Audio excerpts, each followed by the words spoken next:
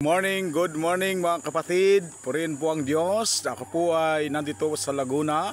Hindi po kami nakauwi ngayong araw na ito. Tayo po ay dito na inabutan ng linggo ng ating pong pananambahan. At ang ating pong isang kaibigang pastor ay ating pong paunlakan. Sa kanila po ako magpipreach maya maya.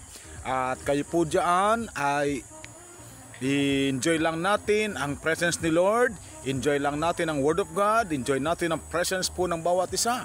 At samantalahin ko po ang pagkakataong ito upang kayo po ay pasalamatan po lahat po sa nakaraang mga araw ng kabutihan, ng kapangyarihan ng Diyos na ating pong naranasan.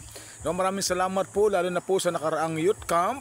Una po ang ating pong mga intercessors, hindi ko na po mabanggit isa-isa mga pangalan nila, alam na po ninyo yun, pero yun po ang ating coordinator, of course, ang ating pong Sister Mel Kapitli, and of course, ang ating pong nanguna, ang ating mga naging punong abala sa ating youth camp, no other than our youth, Jesus Proclaimers. Pinapangunahan po yan ng ating pong Sister Rose Macapagal at lahat po ng kanyang mga kasama.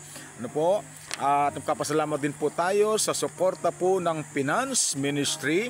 Panguna po ng ating pong Sister Lisa mula po sa paghahanda ng ating pong venue ng youth camp dyan po sa ating church at dyan po sa naging project po natin sa gilid. And of course, kasama dyan, of course, ang ating maintenance team na pinapangunahan ng ating pong Brother Romy Macapagal na sinamahan po, of course, sa panguna ng maintenance team. Nandyan po ang men's ministry na pinapangunahan ni Brother Mamerto Binuya. At ang nakakatuwa po, halos 2 linggo po kami nagpiprepare. Nandyan po sila lagi kasi ang kitchen ministry ay kailangan po niya kami ipagluto at paghanda ng merienda na pinapangunahan po ng ating Sister Gemma Binuya. Kaya lagi po nandyan po yung mag-asawa na yan. At of course, nais ko po nga i-mention ito pong ilang mga kapatid na voluntaryo na tumulong, nakibahagi for the glory of God. Ang ating pong Brother Al, maraming salamat po sa inyo. Brother Boyet, ayan, Brother Rodel, Brother Rosel, si Jaba, si Timothy at si Lian, ayan, si Marwin, si James Valdez, si Kuya Nel, si Kuya Jerry, Kuya Josel, Kuya Ezekiel, maraming salamat. Ang inyong pagpapagal, tunay na hindi nasasayang yan at nakita ng Panginoon yan. And of course, congratulations sa lahat ng campers.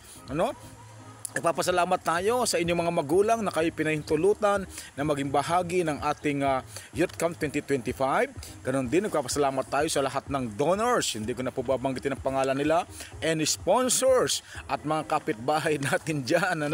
Maraming salamat sa lahat. At ngayon, hindi na ako pakakahaba. Saka na lang ako magkukwento ng napakagandang mga ginawa ng Diyos. Mula po sa malilit na bagay, dapat makita po natin yon. Kamanghamangang kilos po ng Panginoon yan. At ngayon po, mag-ready po tayo. Tanggapin po natin ang magdadala ng salita ng Diyos ngayong umaga, no other than our very own Ate Rose Macapagal. Palakpakan natin ang Panginoon. God bless you. God bless you. I love you all po. God bless po. See you.